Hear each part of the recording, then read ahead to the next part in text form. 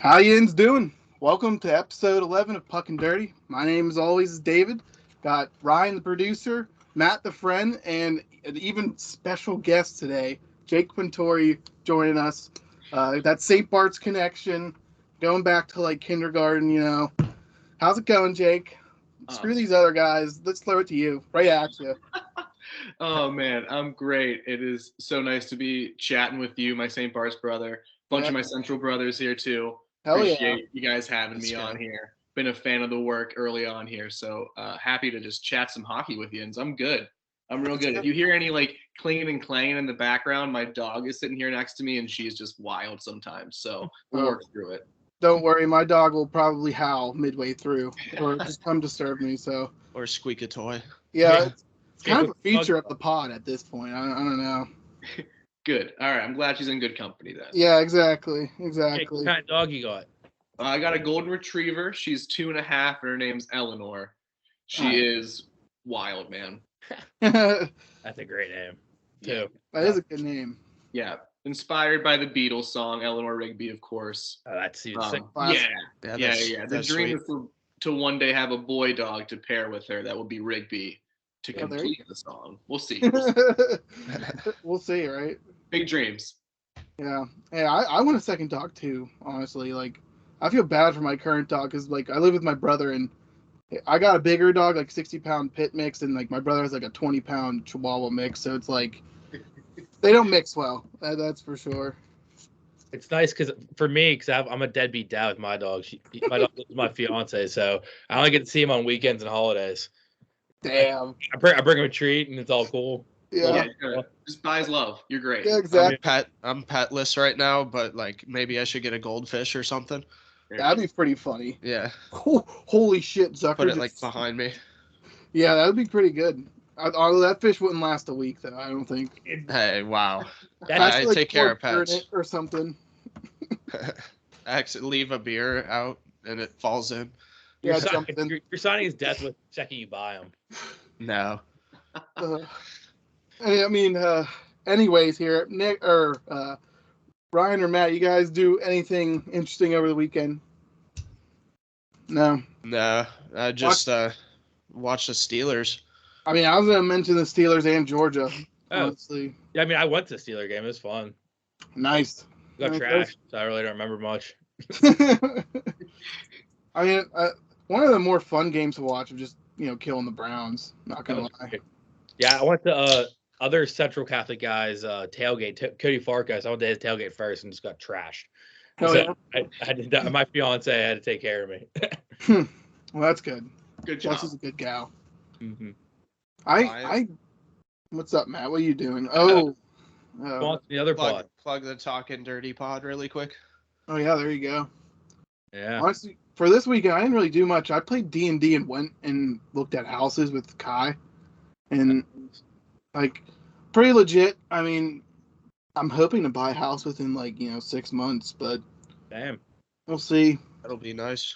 Yeah, Looking at a house on Good luck. Saturday. hell yeah, dude. It's rough out there. I'm looking at houses and I bring my mom along, and she's like, this house would be $60,000 like 5 years ago, and now it's like 140. I'm like, how does that even make any sense at all? Like, that's bullshit. It's none.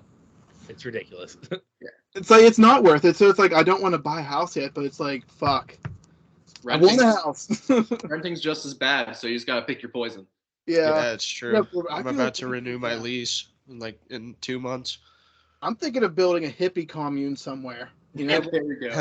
right off like 279, right in those woods somewhere. Like hippie commune. Just bring some wood. Maybe we'll cut down some trees. I don't know. We have to live off the land. Yeah. Fish out of the mong, dude. We'll live. We'll live well. We'll be. Me and Chelsea's in. Me and Chelsea are in. I'll speak for her. Hey, it's gonna be cheaper. That's for sure. Anyways, enough bullshitting around here. Let's get to the hacky talk. Really, like the biggest event and like only event really besides like the Winter Classic in the season is the All-Star Game. On the February 3rd and 4th, the All-Star Game or the All-Star events, weekend happen. The 3rd will have the skill competitions, and last year I think there was 5. The fastest skater, save streak, hardest shot, breakaway challenge, and an accuracy challenge. Honestly, I couldn't give a shit about any of the awards. I really don't even care that much about the All-Star game. Although I think the unis will be sick. I just think it's interesting to, like the players that actually make it with how the NHL, makes their rules, with how like every team from every division needs to be like represented. And I for me, like I was looking through the roster and I have a few like kind of tweak outs here or like takeouts, like I would switch. Not necessarily obeying the NHL's rules, but just like fixing the rosters a little bit. Obviously, if you guys got anything on any of these, divisions, players, whatever, just feel free to pipe in at all. You want to go like division by division, possibly? Yeah, I'm gonna pick the team that I think will win the whatever the tournament or whatever. I think I'm gonna pick. We'll start with this. I'm gonna pick the Atlantic Division, but I do this hesitantly because like if you look through these rosters, no one on the no defenseman on the east side made it to the rosters at all.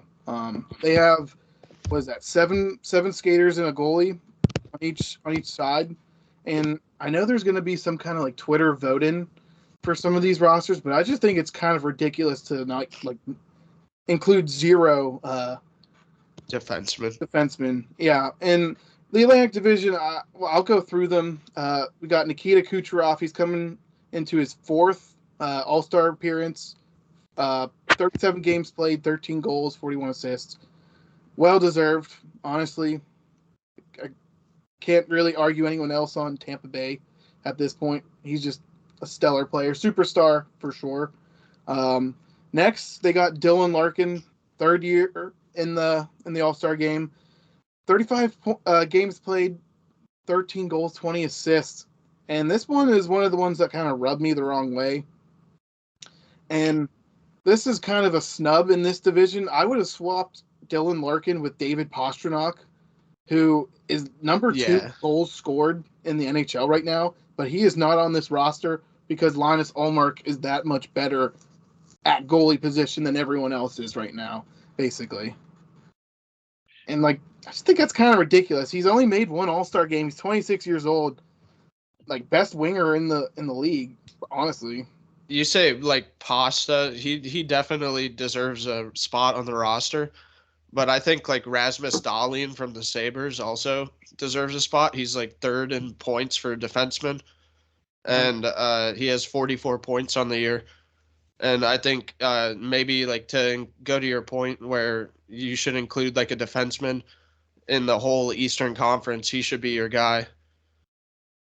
Yeah, I think he definitely is more deserving. I had him swap out with like Nick Suzuki. Like, definitely don't need Nick Suzuki on the All-Star roster. You don't need any Canadians, anyone from the Montreal roster making the All-Star game at this point. There's just not a whole lot they're contributing to the league at this point. Love the youth movement happening up there, but thank you. Yeah, and it's like I get it. You want every team represented, but like I'll jump to Nick here.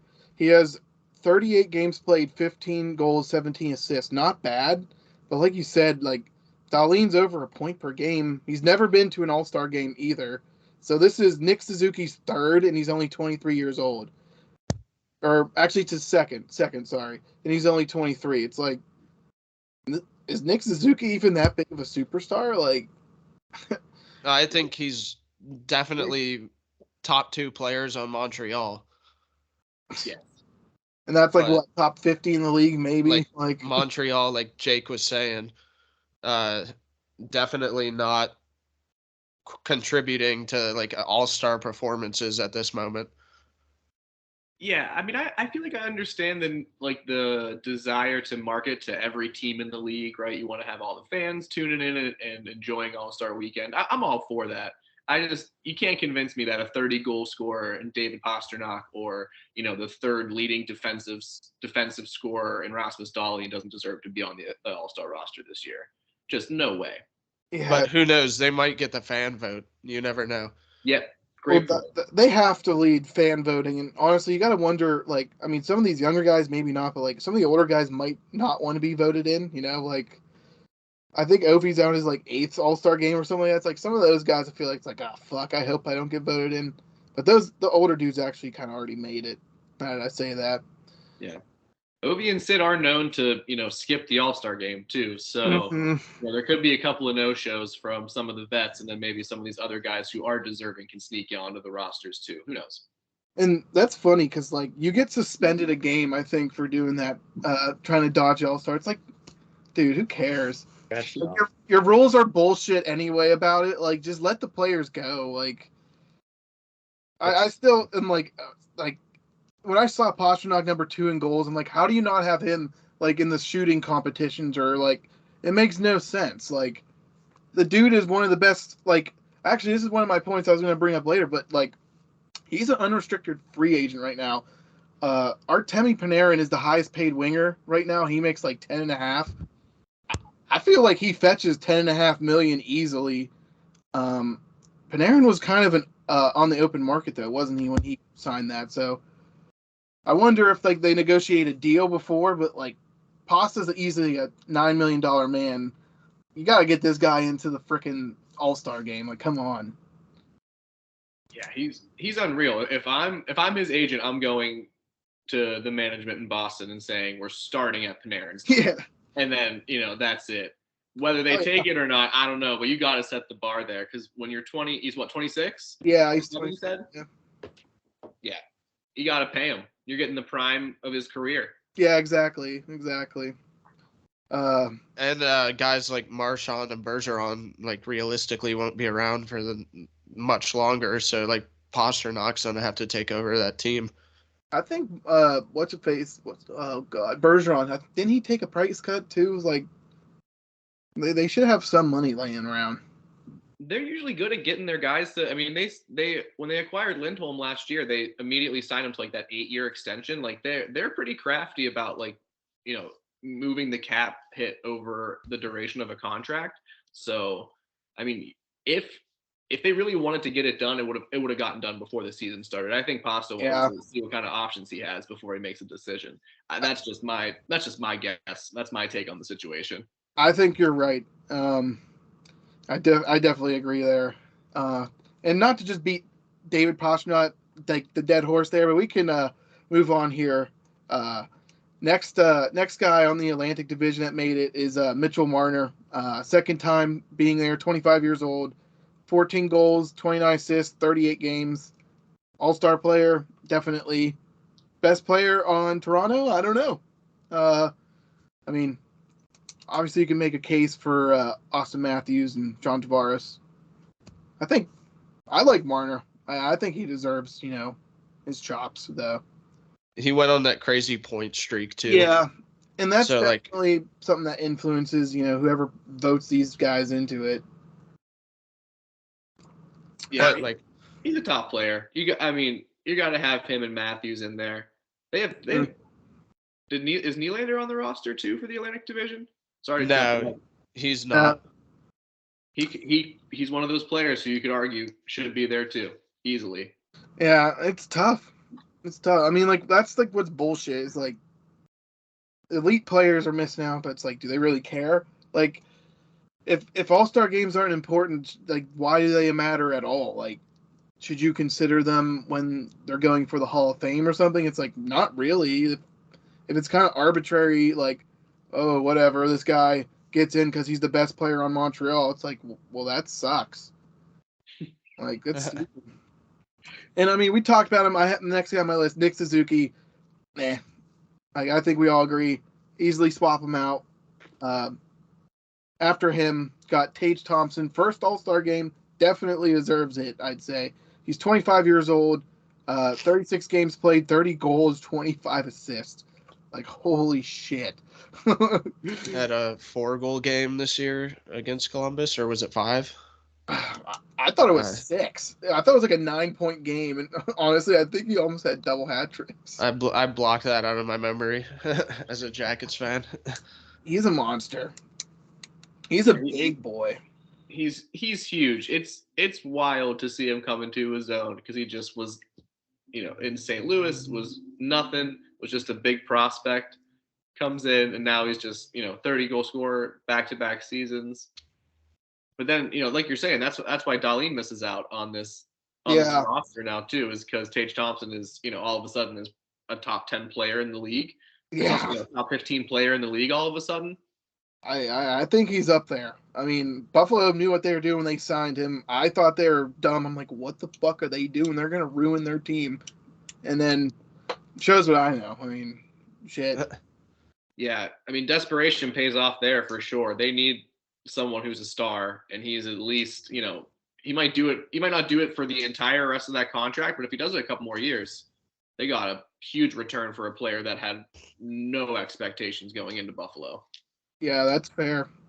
I don't even know how they got him, but like, I honestly assume they drafted him. But that's crazy to know. I didn't know he was drafted in St. Louis. Makes sense. He's 25, so it's like last year he was a rookie, right? So that's kind of old. Maybe not. For a top prospect, that's kind of old, I feel like, to get into the league, but he's killing it. Yeah, he was a St. Louis first-round pick in 2016. Crazy. Played 41 games in 17-18, and then ended up in Buffalo. He's been there since 18-19. But last year was the first, his breakout season. Yeah, he was a monster last year. Yeah.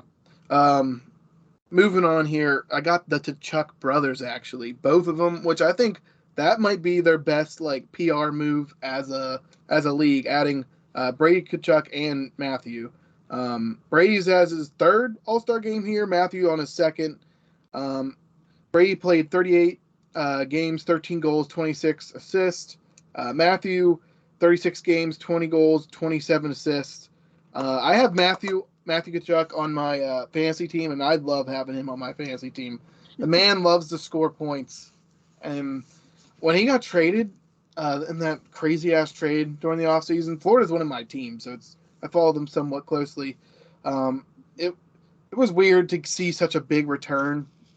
But I think Matthew Tkachuk he's probably a top 25 player in the league, I'd say, for sure. Definitely deserves to be here. I don't know as much as from Brady.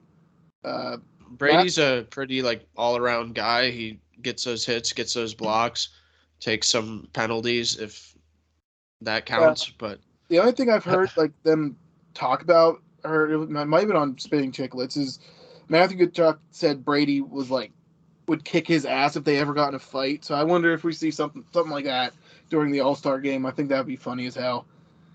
Brady's scary, dude. He looks like a Vietnam vet or something. He has that stare in his eye. You're like, oh shit, this guy is if he crosses the edge and wires get crossed, you might get hurt.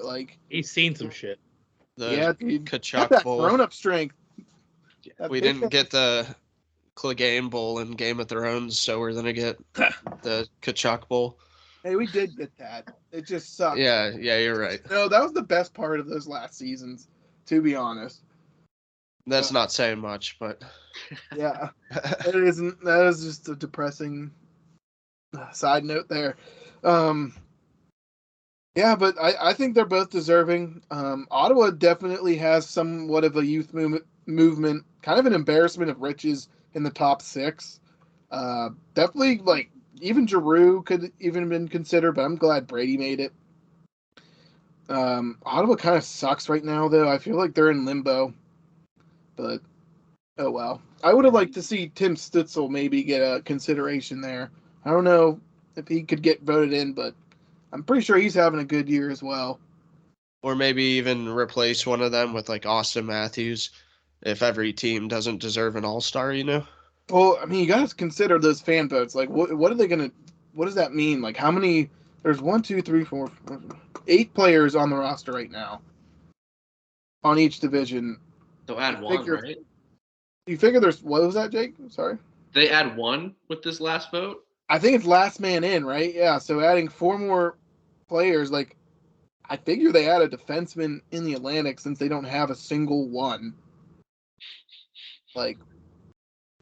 It's It's kind of goofy. Well, yeah. Then if each division just adds one, I'm guessing like Pasternak, Matthews, and Dahlian won't all make it Well, Darlene would be my number one choice out of those, obviously. just to get a defenseman. Yeah. I saw the Pens nominated Letang for the last man in vote. So I'm assuming like they're looking for a defenseman, you know. Same thing with the Metro actually. So like they don't have I don't have one. Yeah. yeah, but we'll touch base on that. Last guy here, All-Star roster of Atlantic Division was Linus Allmark. I mean, I don't know how you can't put him in. Obviously, this is his first All-Star game because he has never been this good of a goalie. He's 29 years old. He has a 21-1-1 record, 186 goals against, 939 save percentage. Like that is kind of unheard of. I don't remember the last time I've seen goalie stats that good. Like Lundqvist maybe, or maybe I don't know about Brodeur, but I don't really remember much of him. But like that's crazy. It is. It's wild, and he's actually good too. I mean that Boston team is no joke. Like they play a solid game. It's hard to beat them. It's hard to score goals on them, but it's not like they're just insulating Allmark so much that he doesn't have to do work. He's athletic for his size, and he just like he's solid. I didn't even realize that his record was 21-1-1 until I was doing research before the Winter Classic last week. But I mean, watching him play this year, he's the guy. He's got to be the runaway Vezina leader at this point, right? Easily. Oh, for sure. Easily.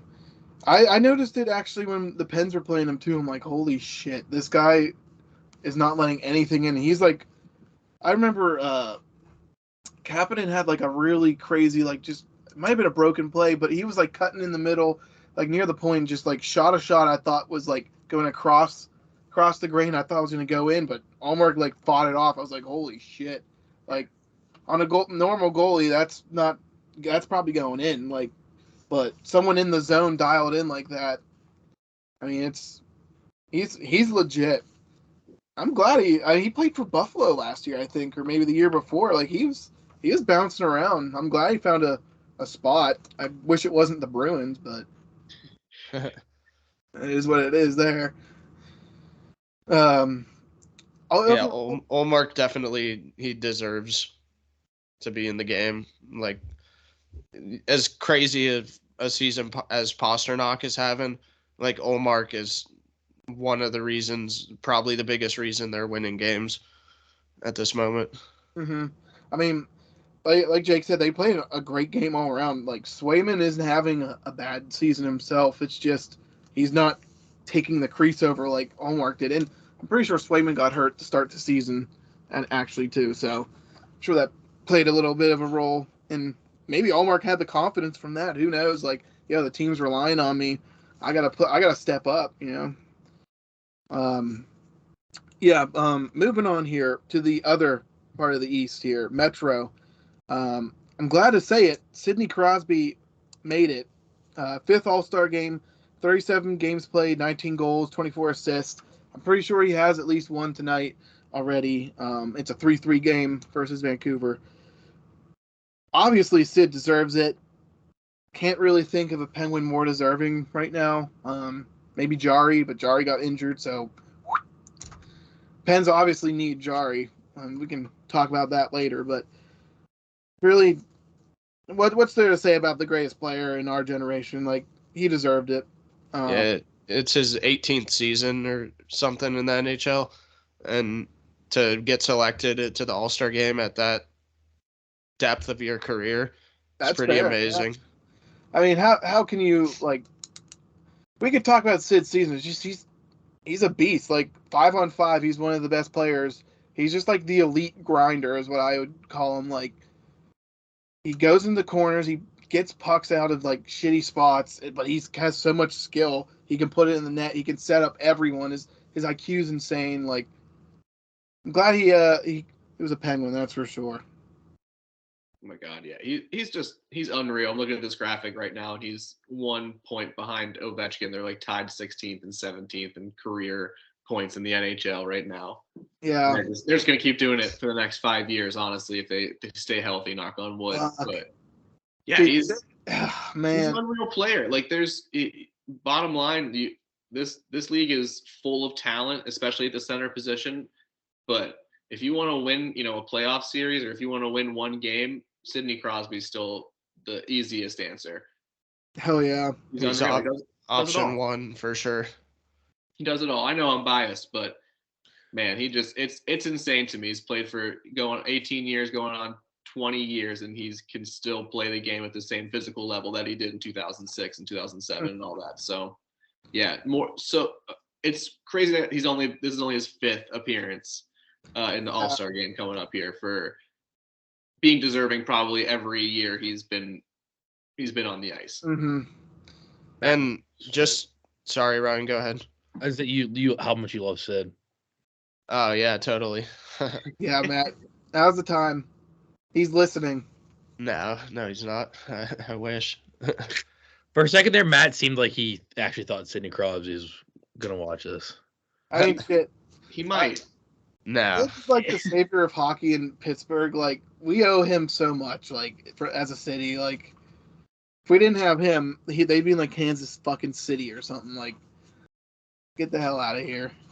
I think another point on Sid is that like 50% of this All-Star roster right now is 25 years or younger. And he's how old now? Like 35. 35, yeah. And he's making the All-Star game with people 10 years younger than him. He's adapting to the faster pace of play in the league. Mm-hmm. And he's still scoring at a rate like no one ever. And I saw the graphic you said, Jake, online the game. It's crazy. Sid played like 200 less games in his prime than Ovechkin did. If you really think about it, I just thought, like, clicked in my head, like, I'm gonna be pissed off if Sid doesn't have more points than Ovi when they retire, because the dude definitely would have had like another 400 points during those career. Like, he went like on 23 game streak of points that one year where he got hit in the neck or whatever. And I just remember being so pissed off and felt so bad for him. But yeah, he would be way, all respect to Ovi, best scorer in the history of the league. But I mean, if Crosby doesn't miss those close to 200 games, he's probably at somewhere between 1,700 points right now on his career, and Ovechkin's clearly in the rearview mirror as far as career points. He's never going to catch him in goal or anything like that. But no way. It's just wild. That year he had 66 points in 40 games or whatever going into that Winter Classic game when he got that first hit on his neck, and he would have scored 100, and he would have broke his personal record that year for sure. It's a shame. He's the GOAT of all time. Yeah, sure. Yeah, definitely.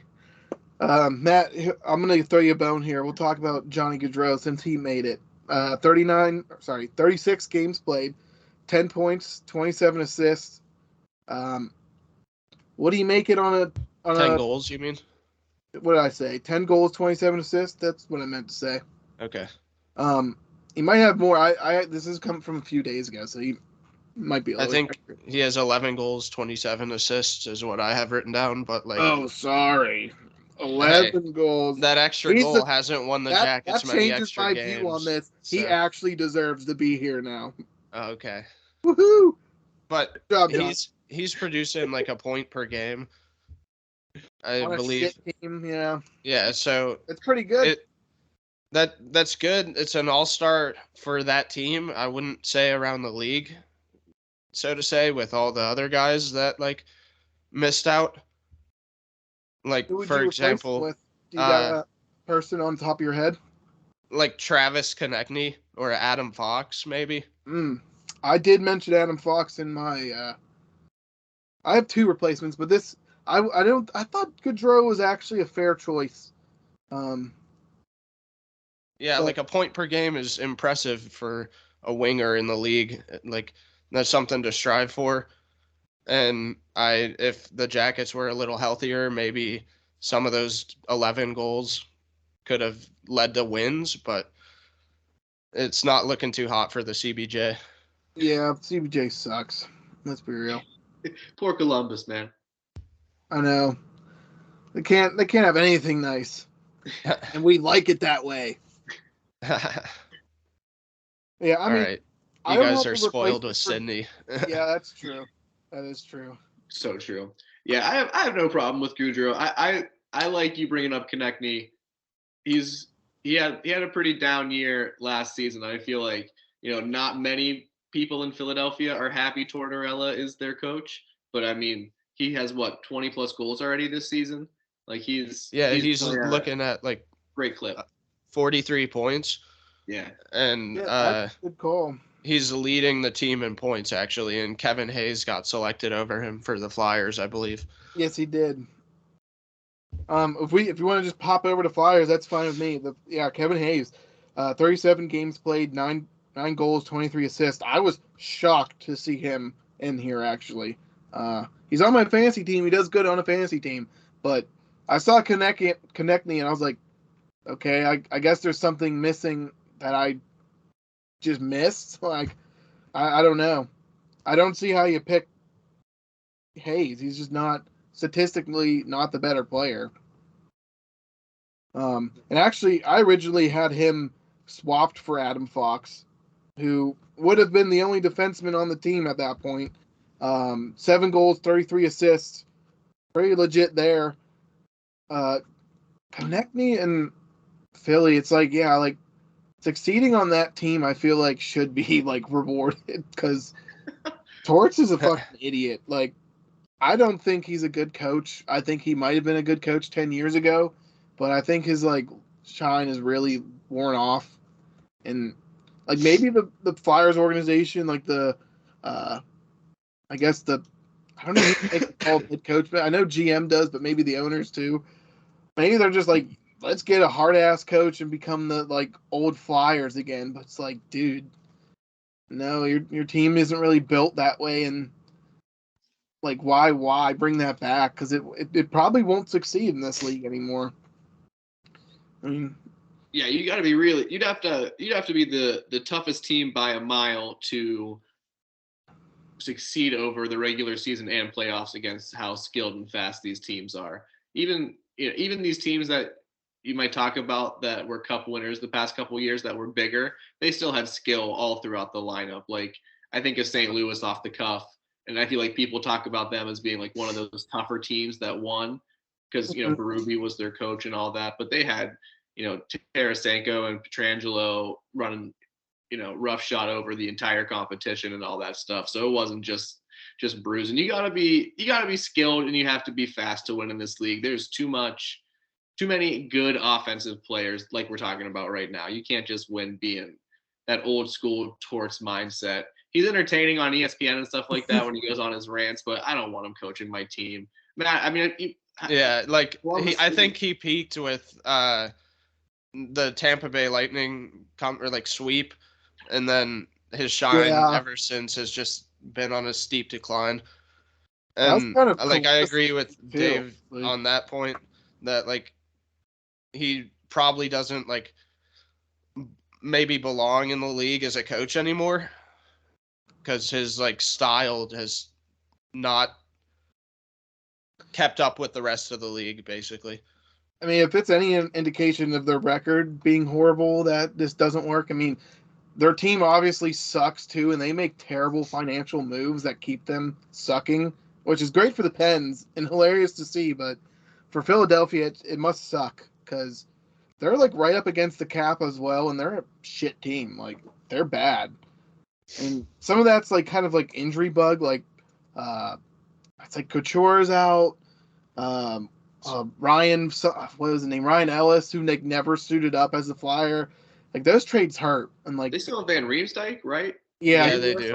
Yeah, he came back. He was on the Leafs for a couple seasons, I believe. That was weird, and then he's like stayed there, and they've sucked. Like they just have not been good. I mean, they're paying Kevin Hayes. His cap hits $7.125 million, I think. Ooh. For the next like 4 seasons.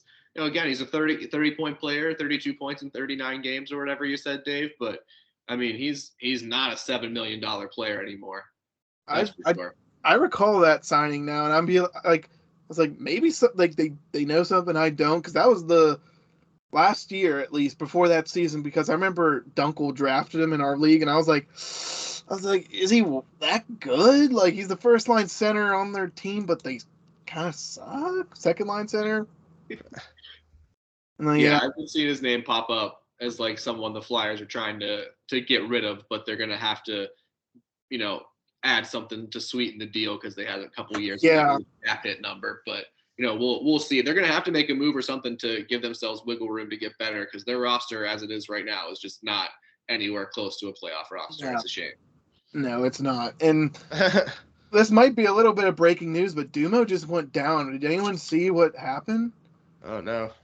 No. He just like I pancake against the board that looked like he got hooked in it by Pedersen or something, and he just fucking ate it. No. Well, maybe it'll knock the skill back into him. Seriously. I was like, oh, is he down for a long time? That's bad. Anyway, moving on. The Devils, their representative is Jack Hughes. Obviously deserved. 21 years old, second All-Star game at that age, kind of crazy. 38 games played, 22 for both goals and assists. Well deserved. I liked Jesper Bratt, but I'm not surprised that Hughes was taken over him for the reason of just like star power, and like Bratt kind of like fell off. He's still over a point a game, but not as like the Devils like rose pretty hard, and he kind of was with that rise and fall. Not really a surprise. You're winning when your guys are scoring, you're losing when you're not, but worthy consideration, I think, because he's had a good couple of years. I don't know if he made it last year, Bratt, but I thought it would have been interesting. I think Jack Hughes is definitely like deserving of a spot on the All-Star game roster. Mm-hmm. Like, there's no argument there. But yeah, there's no argument there. I don't know. Damn, I made a really good point. Yeah, Hughes is the guy. I love Jesper Bratt's game though. I don't think he made the All-Star team last year, but he probably should have last year and should be on it. Oh, Penguins just scored. No fucking way. The lead. Sorry, I got distracted. That's but okay. Yeah, if Bratt would have made the roster, I don't think I would have been that mad. I wouldn't have said he shouldn't have deserved it, because I don't think enough people talk about how much he does for that New Jersey team. But Jack Hughes is just, you watch him with the puck, man. He's He's got the C on his jersey too, right? Bro, that play was Heischer's the captain in New Jersey. Okay, yeah, Hershey. Yeah, I'm getting tongue-tied. Dude, that was a sick play by Malkin on that goal. He stole that fucking puck. I'm so glad Dunkel dropped Zucker and I picked him up, dude. Like, fuck yeah. Easy points. Easy fucking points. It's always nice to see Dunkel lose out on someone too. Dude, it's kind of funny. Like, me and Matt like dissected the one trade he like offered my friend from college. And we're just shitting on it. We're like, what is this? Like, what the fuck? It was his friend, actually, right? It was his friend. Yeah, we were shit. Yeah, and it's his friend's first year in the league, so like, it's a little sus. And it's like Dunkel was planning it all along to just get players from this guy. Jake, he's a serial trade rapist. Yeah, that's what we call him. Serial trade rapist. You gotta cut down on collusion. Yeah, I mean it does feel like that, and like one of the reasons he's like, I'm the commissioner, and I don't know if you listened enough, Jake, to know like what like our league is, but it's like a category-based league, not like a points-based league. So I was just like looking through like stats, and one of the things you need is 3 goalie starts, or you forfeit all the goalie categories. And his friend didn't check for like 2 out of the first 4 weeks, and so he like lost a bunch of games. He's like, oh, I'm tanking now because I lost these games. I'm like, dude, you lost these games because you weren't even like adding players. Like, come on. And I'm supposed to allow this. I made sure there was no collusion. None allowed. Can't have it. Just makes it less fun. Yeah, and we can move on, but yeah, it makes it less fun. Next team here, next player, Brock Nelson for the Islanders. First career All-Star game. I feel like you can make a case for anyone on the Islanders, or not anyone, but a couple of players on the Islanders. But I feel like Brock Nelson kind of deserves it. Almost point per game, and it's his first one. Like, it's kind of fun to, sometimes, like not the Barzels or I can't even Sorokin actually. Sorokin. I could argue Sorokin should be in. Sorokin's having a hell of a year. I was honestly kind of shocked that he didn't make it. Let's jump to it because I think Brock Nelson is great. I'm glad he's in. He's an American-born player, so fuck yeah, we need some representation. But Igor Shesterkin basically got in over Sorokin, and I'm like what the fuck? Because Sorokin was one of two goalies I had written down that should be in. Yeah. Is the other one Hellebuck? Yeah, it is. Yes, it is. Yeah. And then I have Martin Jones as an honorable mention, but we'll get into that. We can do something crazy here. We can compare, like Hellebuck, Sorokin. I'm gonna say Soros right now and Shesterkin. Let's start with the Metro, and we'll jump to the Central. We'll start with the goalies there. Igor, first All-Star game, kind of surprising with how he played last year. His record, 18-6-5, 2.43 goals against, 9.17 save percentage. Not bad. And only one shutout, I believe. Oh, I didn't even write shutout, so good call. Not bad stats for a starting goalie. I mean, above average, I'd say, with the goals against. Record's pretty good. But you look at Ilya Kovalchuk, almost said. Ilya Sorokin, his record might be bad at 14-13-1, but a 2.35 goals against and a 9.24 are both just improvements on the other numbers. And I feel like it's almost more impressive he's allowed less goals and has a higher save percentage in a roughly the same amount of games, but with losses. So like the other team is scoring more definitely on those 14 losses, where it's like 18-11 for Shesterkin. Just a little, like, I was like, well, okay, like, I guess they're picking goalies based off of record. And that's when I want to kind of pivot to the Soros Hellebuck thing here. Soros, 13-10-5, a 2.76, and then a 9.15. So you're like, okay, that's not that bad. That's kind of like what Sorokin was a little bit. But then you look at Hellebuck, who has the record 29-1, 3 shutouts, a 2.3 goals against, and a 9.28. Like his stats are closer to Sorokin, and he didn't even make it either. It's like, what the hell are your qualifications for goalies? Like, I think with the Hellebuck snub, like Josh Morrissey, I think he's like second in the league in defenseman points. Mm-hmm.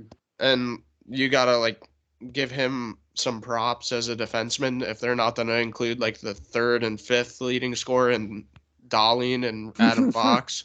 Yeah, defenseman just got shafted. Like, that's my reasoning for the Hellebuck snub, but like he has been one of the Jets' best players. Mm-hmm. And I'm sure that 64-game save or whatever by Soros boosted his stock, but it's just like the logic doesn't really compute at all. And like, I'm sure we could say this for a lot of picks. Just like, pick the better player. It just doesn't make any sense. Was there anyone in Nashville that you guys thought should be in the All-Star game besides UC Saros? So yeah, let's maybe like Philip Forsberg. That is my pick as well. And I looked at Tarasenko. I'm like, kick that bum out. Put Forsberg in for him or Seth Jones. Like, yeah, like why is Seth Jones in over Max Domi? Like, Max Domi's having a career year for the Blackhawks. Like future Penguin Max Domi. You think? Put it out there now. Oh yeah. Okay. I would love to have Domi on our team. God, I hope so. Sorry to derail you there, Matt. No, you're good. But like Max Domi should be in over Seth Jones, basically. I mean, I agree. Seth Jones is Like, not what I'd expect. Like, they picked 3 defensemen for Central, so it's like, what the hell is your qualifications? Like, why not add Mikko Rantanen over? Like, I know, like, Chicago, you have to pick the forward, but it's like Mikko Rantanen didn't make it for the Central Division because of Cale Makar. It's like Rantanen has basically been carrying Colorado while what's his face has been hurt, McKinnon, and it's just just frustrating. It really Rantanen has over a point per game too. Mhm. And like Cale Makar is like 5th in defenseman points, and there's people above him that aren't even in. I could just go on all night. Yeah, and it's like it's weird. So just to recap, the roster is actually Soros, Josh Morrissey, Cale Makar, Seth Jones, Tarasenko, and we have like issues with like literally almost all these players so far. It's like damn. Moving on in the Central, they got Jason Robertson, who's obviously deserved and cooled down quite dramatically. With people were comparing him to McDavid's numbers in his first like 100 games or some shit. I'm like, what are you doing here? Like, you're putting this dude on a pedestal that is not fair at all. And Jason Robertson's 23, and McDavid was like 18 when he was putting up those numbers, dude. Like, what a weird comparison to make, in my opinion. But nevertheless, he does deserve it. I don't think we can argue that. From the Stars, I think like Rupe Hintz is a good snub as well. Like, he should be in over any Blackhawk, honestly. Yeah, and it makes me upset that they had to include, players from each team. Yeah, are you a fan of that McKinnon quote from last year where he like went off about not went off, that's an over exaggeration, but he said the same thing where he was like, I just don't get why there's a representative from every team. It makes no sense. Was that McKinnon that said that? Yeah, and I feel like for McKinnon, he's like just so like ultra competitive. I don't know if Nate McKinnon's a fun person to be around. I don't know if I would ask him about something like the All-Star competition, but I feel like he speaks for how a lot of players feel. And he's close to Sid, so I mean, he's definitely in Sid's talking circle, so I wouldn't be surprised they share an opinion. They definitely at least hear what the other one has to say, that's for sure. Yeah. Yeah, it's just like, and it's like, yeah, it's for the fans, but like, I think if you're really thinking about for the fans, you put the best talent out there, for sure. But yeah, it's just a cool way for guys to get, like, who knows if Rasmus Dahlin, he's a great player, but like, what if, just to use him as an example, what if he like just doesn't do anything the rest of the season? Like, it would be cool if he gets in there, gets recognized for whatever his achievements are for the first half of the season, and then that's the only time these players get highlighted. Because if you're playing really well, Penguins just scored again. Holy shit! If they're playing really well at the end of the season, you're going in the postseason, you have your own reward there. But I would much rather just see whoever is playing the best at the halfway season mark in the All-Star game than trying to find who is the best player from every team in the league. Yeah, and I feel like it almost simplifies it for the league if they do that too. Like, oh, best player for each team. But, that's a really fair point. It's like, okay, we don't really have to like split hairs here. You're the best. You have the most points, or your name is Kevin Hayes, and we like you better. So fuck it. I think it would be like cool for teams like that are doing well at the time to have like multiple players selected too, because then it just brings that extra boost to that franchise. Like, for example, the Jets, like Kyle Connor, Pierre-Luc Dubois, Connor Hellebuck, all aren't in the All-Star game, and they're having like really good seasons.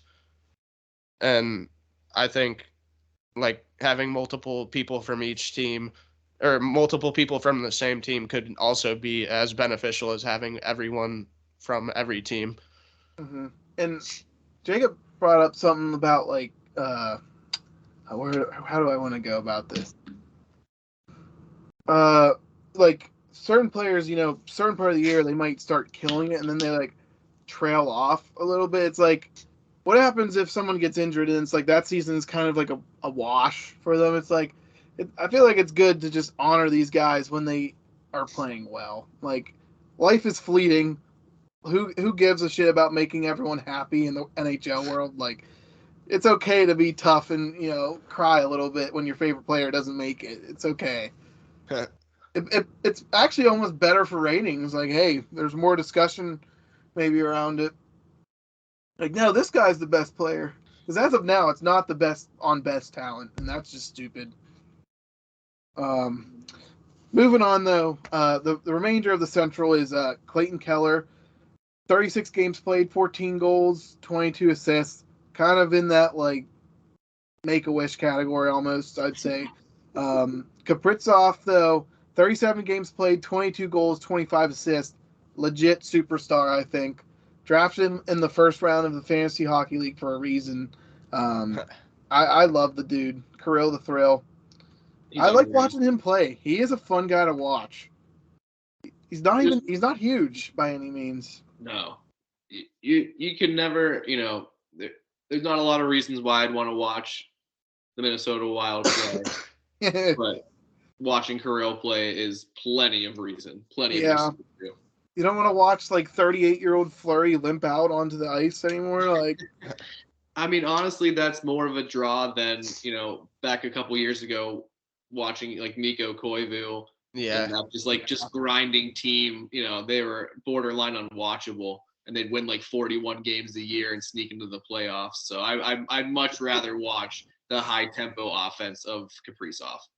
Yeah, Zuccarello is a good fit with him. When he's on the ice, it's electric every single time. Yep. I remember I forget what game it was. It was early in the season, like, because I was like watching him, like I'm like watching him close because I drafted him. I'm like, all right, might as well. It might have been the third game of the season. I saw him just like go around the net with the puck in OT and just deposit. I was like, oh my god, like just embarrassed a bunch of people.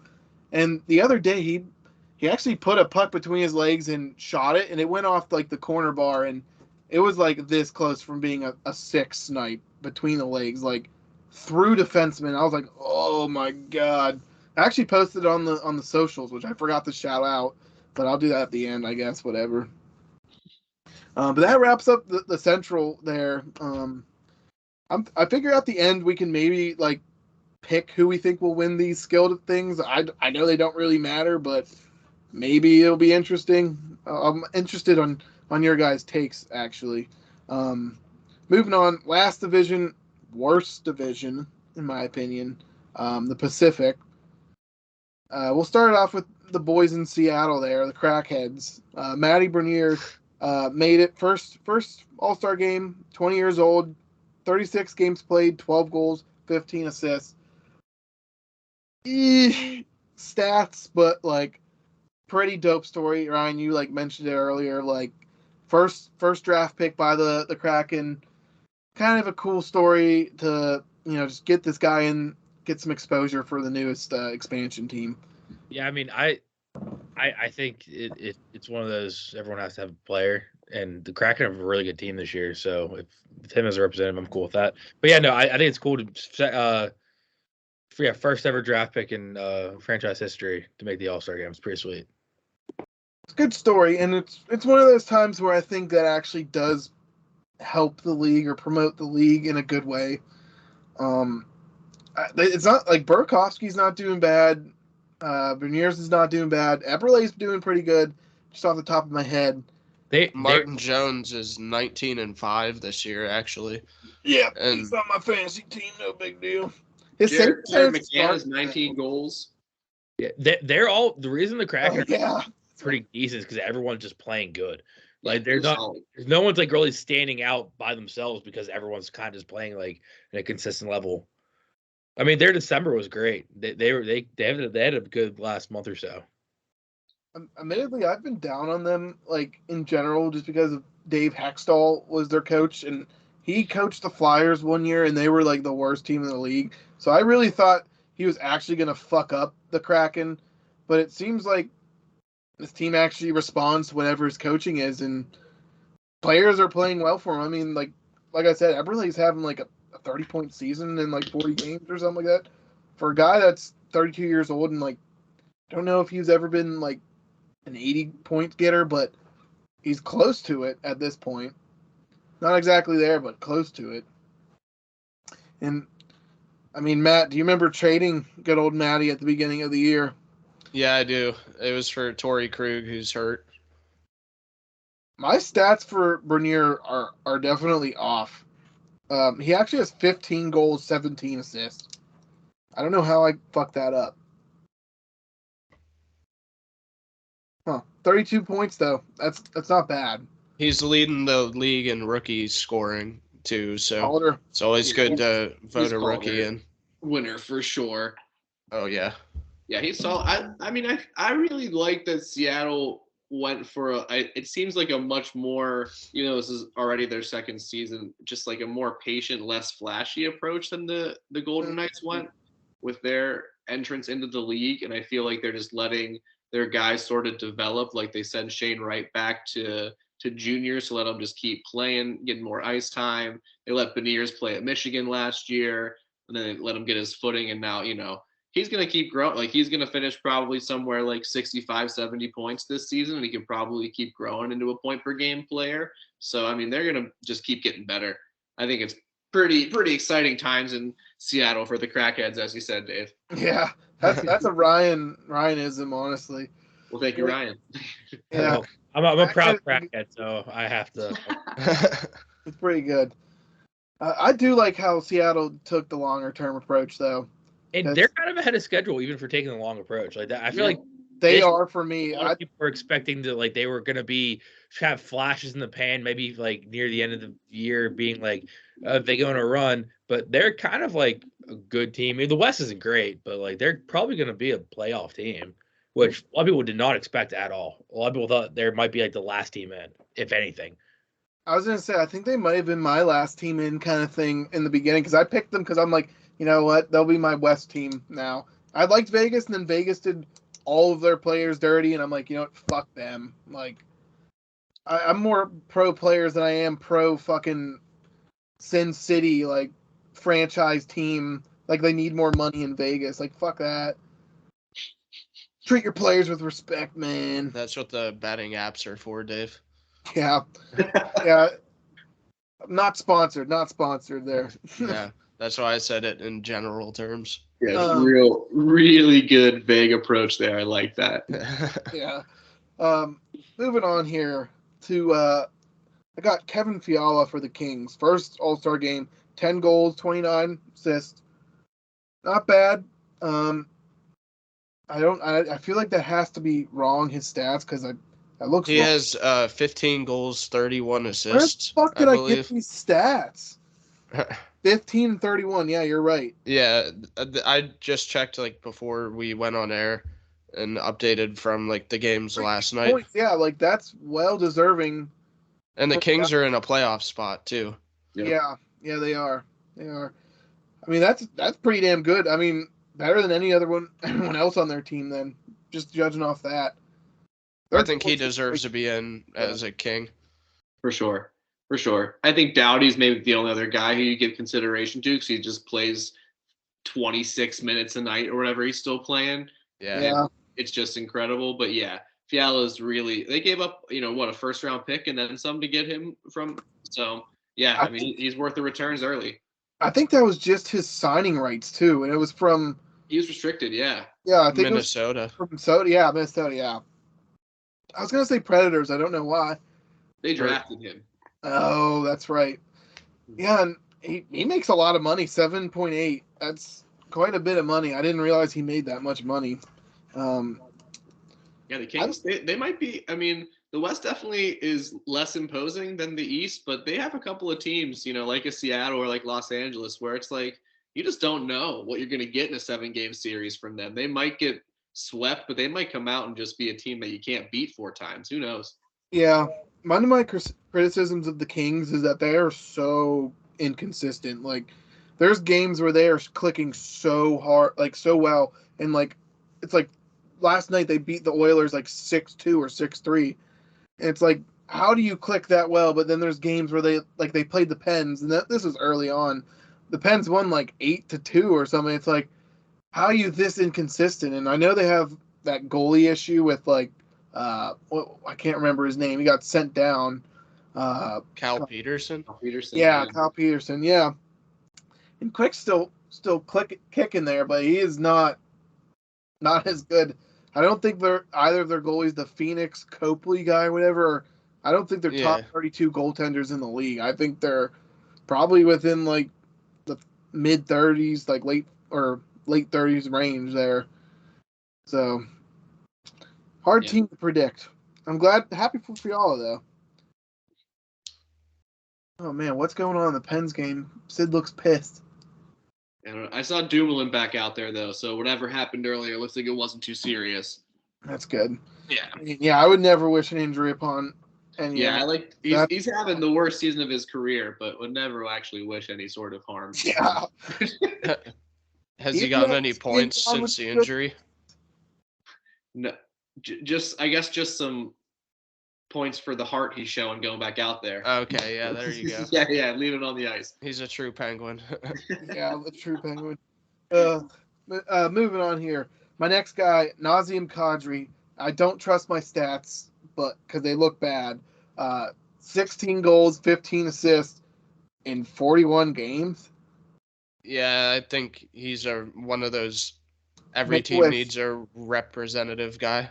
I like calling it the Make-A-Wish player because it's really what we're doing at this point. Like, oh, you're here, little kid. You can make it to the All-Star game. Here's your ticket. But, like, I think Lindholm easily deserves it over him.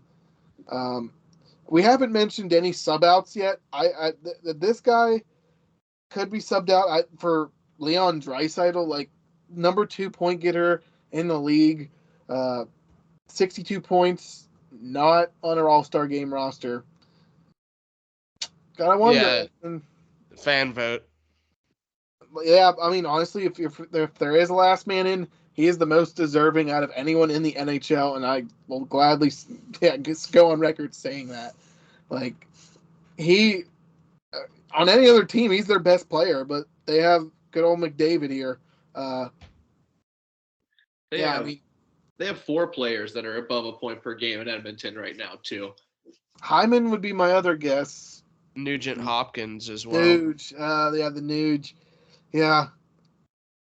Weird embarrassment of riches that just, like, falls off super hard there.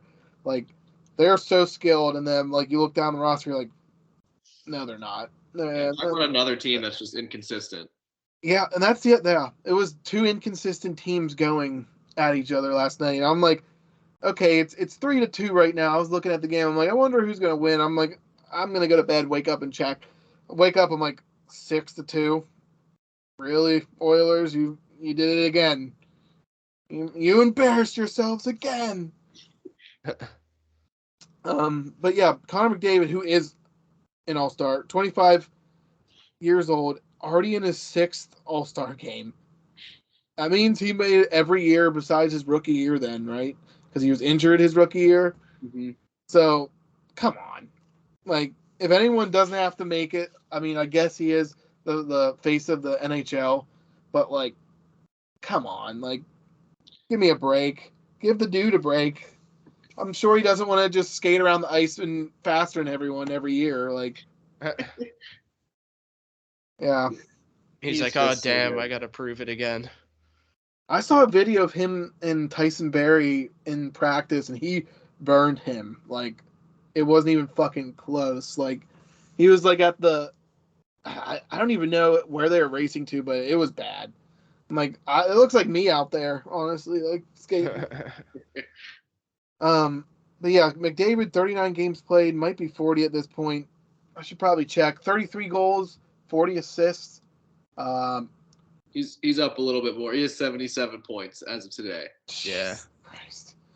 Yeah. So I mean, oh my God. He deserves to be there. Yeah, I mean, without a doubt. Pretty good. Best in the league for sure. Offensive player in the league, I'd say for sure. Yeah. If you are gonna put a name to, yeah, he is the best player in the league. Like, for sure. You can't. I mean, it's nice that Sid can be compared to like the next one kind of guy. Because Sid is that good. But I think that just shows how good McDavid is too, Like, that's not a light comparison. You only make that in sincerity, and like the one year like where Claude Giroux was being compared to Sid, I was like, this is a fucking joke. Like, it's not even close. Like, come on, buddy. Yeah, that was a force. McDavid, though, in 10 years, when we're talking about how he's, in his 16th straight All-Star game, because he's still scoring and he's in his age, like he's going to be right there. It's going to be fun.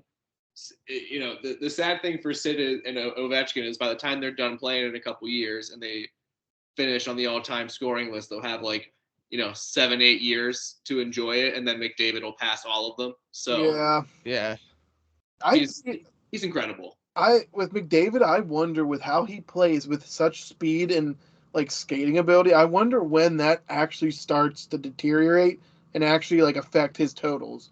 Because Sid, on the other hand, wasn't like he was like McDavid, right? But he changed gears. He worked on stuff in the offseason. And I obviously don't know McDavid as a person or his work ethic as nearly as much as Sid.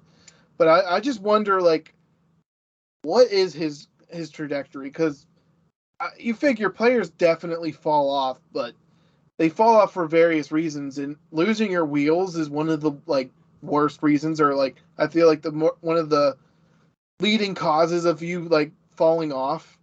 And I just wonder where McDavid will last. I do think he will end up scoring just based off, projections now more than Sid. But like I don't know, I don't want to say an injury or something, but like who knows what happens really, right? Like yeah, I think the interesting thing for him is if he's gonna the biggest knock on him is that he hasn't gotten past the Western Conference Final, and I think part of that is because he hasn't quite figured out how to be as good defensively as he is dominant in the offensive zone. So, I mean, there's no doubt he works as hard as Sidney Crosby. And if he figures out how to just kind of fine tune that game like that and make those adjustments that he needs to, then he can, he'll play until he's 40 if he wants. Mm-hmm. Yeah, he won't be the fastest player in the world until he's 40. That's for sure. So eventually he'll have to adjust. He's going to be faster than everyone for at least 5 more years. Yeah, barring something crazy, right? Yeah, right. And I think it'll be interesting. I would like to see McDavid win a cup, but I don't know if it's in Edmonton, honestly. If we're just going to talk about Edmonton for a little bit. Like, their management's awful. Their cap is pretty awful as well. Jack Campbell is looking like a terrible signing right now. I'll give him a few more years. He has like 4 or 5 more years on that contract. Like, how long till you just bite the bullet there? And how much time are you willing to waste McDavid's in Draisaitl's career?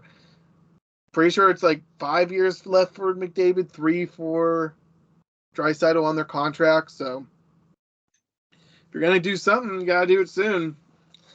Yeah, I wonder when the all-in point is for them. I feel like it's got to be in the next, 2 or 3 years because they won't be able to keep both. Unfortunately, that's what I was wondering. Is in a crazy world, if I was just to, play devil's advocate, like obviously you keep McDavid, right? You trade Draisaitl. Like, what are you looking for back on this team? Like, just forward depth, defensive depth. Like, they could improve everywhere. And it's almost challenging, I feel like, if you don't have draft picks to, like, kind of fill your ranks and you're constantly spending for that, like, win that you don't get. And it's just, like, they're in a weird limbo, I feel like. It's like, middle limbo, and you can't get those prospects like McDavid. Like, it's tough. I think you put the nail on the head. Like, McDavid's clearly good enough that he can get your team 45 to 50 wins, get you into the playoffs, and you can't restock the prospect cupboard, so to speak. But then you look at their team right now, like they have a pretty leaky bottom 6, 3rd and 4th line. Mm-hmm. Darnell Nurse is a good hockey player, but they pay him like $8.5 million, and he's not a number 1 defenseman. Tyson Barrie's a solid power play guy, and that's about it. So, like, I don't really see where the Stanley Cup team is on paper and watching them play. But I mean, I don't watch them as much as I watch the Penguins or anything, that's for sure. But they clearly need. I honestly think the Oilers and Penguins might be able to. I really like, even though he's having a really shitty season, is Jesse Puljujarvi. Yeah, I think he could be someone who, in the right scenario, can play a lot better than he is this season. But that's a whole other thought train. But yeah, I don't know when they're gonna figure it out. But I do know that McDavid's way too good to waste his whole career not winning a Stanley Cup. And I do think that the trigger or like the window for making a trade is wow, Draisaitl is as good as he is because he's 27. He had an ankle injury in the playoffs last year, I remember, and he was still putting up crazy points. Like they willed them to the Western Final, and Puljujarvi is one of those guys that kind of underachieved in their system, and maybe it's just a product of just being expected to like perform with really good players. I don't know. Like maybe there's some sort of anxiety there that makes him play worse. I'm not really sure. I know, like, just off the top of my head, they lost to Vander Kane this season, so that sucks. That Oscar Klefbom guy, I don't know if he's going to play another like minute of hockey. I think he might be retiring due to some concussion stuff, and that's another huge hole in their team is defense. Like we said, it sucks for the Oilers, but fuck them. Pens are better than them.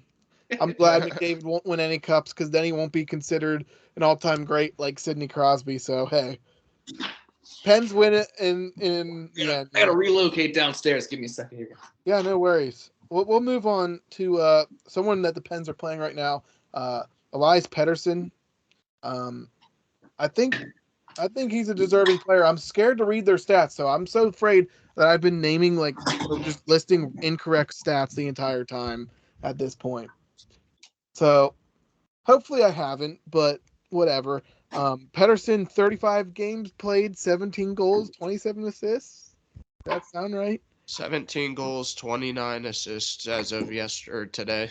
See, I wrote this a week ago, and that was my fucking dumb problem. I did it when the rosters came out. So all of I guess that's fair. My stats are when the rosters were released. So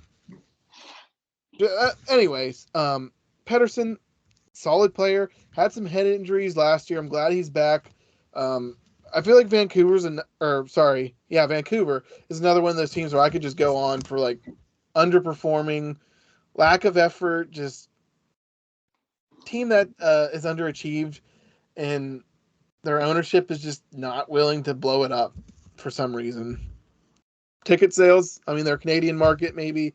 I know that's how the teams make a lot of their money, but dear God, they blew like a 2-goal lead against the Pens or 3-goal lead against the Pens, and it's like 5-3 now. Like, looking at them, they look awful. Like, they don't look like a great team.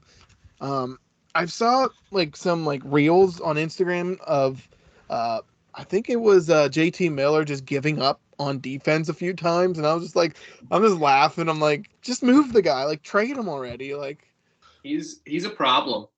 He doesn't want to be there. I don't blame him, honestly. I don't blame him at all. What was that stat with like how many 5-goal leads they blew or something this year? Like absolutely ridiculous. Like pathetic in a way, I'd say.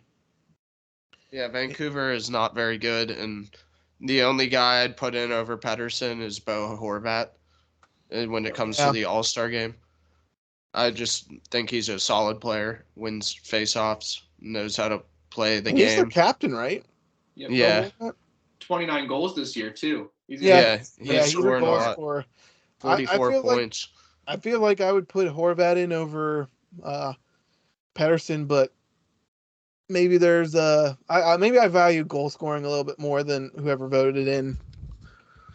I want goal scorers in the All-Star game specifically too. Like I'd rather see someone who has 30 goals than someone who's just, setting other guys up. Pettersson's got great hands, but yeah, I think Horvat's having a hell of a year in a contract year too, no less. Mm-hmm. So it's going to be interesting to see what happens there. I feel like he's going to probably price himself out of Vancouver if they don't ship him before the deadline. But I really hope Vancouver sells. Like I want a free agent or like trading frenzy this season. Like I feel like we've been very deprived of trades in the last few years here. So I really want something crazy, something fun. something to make me actually tune in on like TSN Sports Center or whatever and their trade tracking, because last year it was pathetic. So Like it was, boring. I'm like, really? There's like nothing. Like it was like Louis Erickson being traded for like a bag of pucks was like the most interesting thing. I was like, okay, whatever. But moving on from Pedersen, Vancouver, I had this guy as my replacement guy, Troy Terry, second All-Star game, 39 games played. Matt, you might want to correct me on today's stats, but 12 goals, 20 assists, kind of on a shitty line team. I don't think anyone was expecting that team to perform well, but they definitely aren't. They are definitely proving those people right, at least. I feel like no Duck deserves to be in this All-Star game this year, but Troy Terry is a hell of a player. He comes up clutch and a lot of wins for the Ducks. I have him on my fantasy team. And when they're winning games, he's usually putting up 1 or 2 points. Yeah, and I'm surprised they didn't use like Zegras as like a crowd grab or like just like a. I feel like he's one of the more marketable guys because he did a cool goal at one time. I'm not even sure what his stats are now that I say that, but like I think he's second on the team, if I'm not mistaken. Yeah, I think Terry's their leading scorer. I also wouldn't be surprised if Zegras like pops up during the skills competition night, like just because they like having him around. So who knows? Yeah, I agree with Matt though. There should be no Anaheim Duck representative on the All-Star team. maybe that's what they need to do. It's like, hey, if your team's under 500, you can like fuck off. Like you're not making it this year, pal. Sorry. Maybe better luck next year. Happy. Like sorry. How long ago did they start doing the someone from each team? Is it when they reformatted the whole game, or is it just recently, like since then even? I want to say a good. I'd say like 5 years at least. I was gonna say 6 years ago, around that time. When they added like the divisions and stuff, they started doing that. Pretty sure, yeah. I know it was before Vegas, so that puts it like what 5 to 6 years back.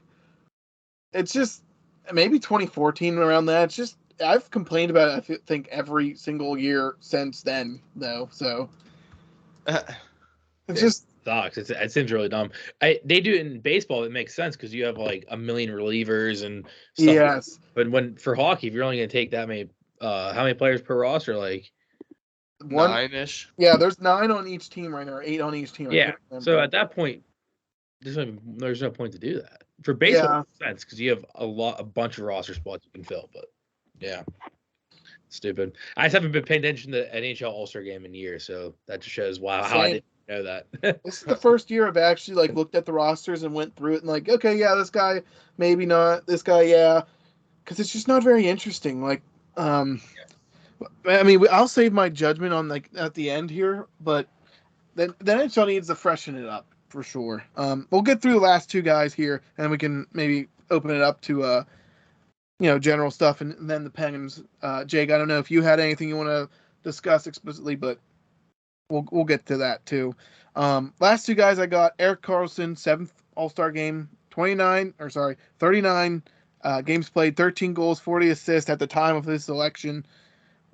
Worth it. Best player on the Sharks. Kind of hope he gets traded, but I don't think he will. Feel like this guy is just one of those people I like to root for as well in the league. Always been a good offensive guy. Kind of had a shitty luck with like Matt Cook cutting his Achilles or whatever. That was an interesting time of Ottawa's career. Ottawa, but definitely like this guy. I think he deserves any sort of award or whatever that they can give him.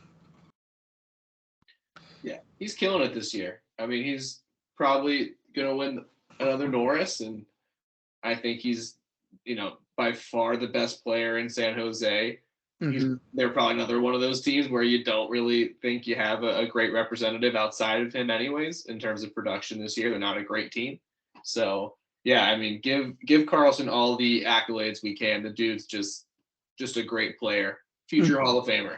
Yeah, 100%. I would put I him- agree, 100%. Oh yeah, Matt. Yeah, What about Logan Thompson, Matt? He's also a rookie, first year in the All-Star game here. 18, Yeah. 9-1, 2.61, 915 save. I mean, Vegas is an interesting team. Eichel was hurt, so I feel like that hurt his chances. And obviously, you think about the goalies in that division, they all suck.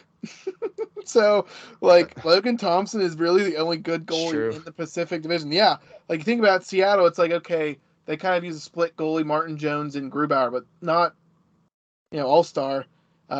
Kings, talked about that already. Calgary, Markstrom sucking. Edmonton, talked about already. Vancouver, that's well known how bad their goalies are. Anaheim, same thing. San Jose, same thing. It's like, okay, well, there you go. By default, you make it. But I think he deserves it. Like, he's as good as these other goalies are on this page. So they didn't pick the best goalies in the league for whatever reason this year. So I guess it's a good year to be an average or above average goalie. Yeah.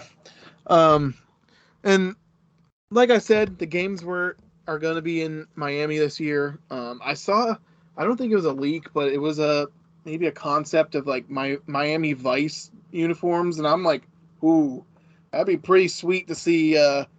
Some players on the ice wearing like blue, pink, unusual hockey colors. And I mean, it represents the city pretty well. I just hope they don't go like that stupid gray and neon and looks like a 13-year-old designed it. It's like, what are you doing here? They did So, that. yeah. I attended an All-Star game, and when it was in Columbus, and those jerseys were hideous. I Yeah, just it's like remember that. awful. Like, I remember the old like red, blue, east, west, and it's like, oh, those are sick compared to like neon throw up. Like, what the hell? Yeah, I remember like the ones when I would watch like the VHS tapes of like Penguins recap, like Penguins season recaps when I was younger. They would show like the All-Star games, like the Wales conference jerseys, like when Lemieux and Yager were playing and stuff like that. Like those, like they're almost like copper poop brown at times. Like they were not the best designs, but they looked real cool on the players. So I wouldn't hate seeing something like reverse retro or some throwback something. Miami Vice would be real cool if it isn't, I guess like distracting in the neon sort of way. But Yeah.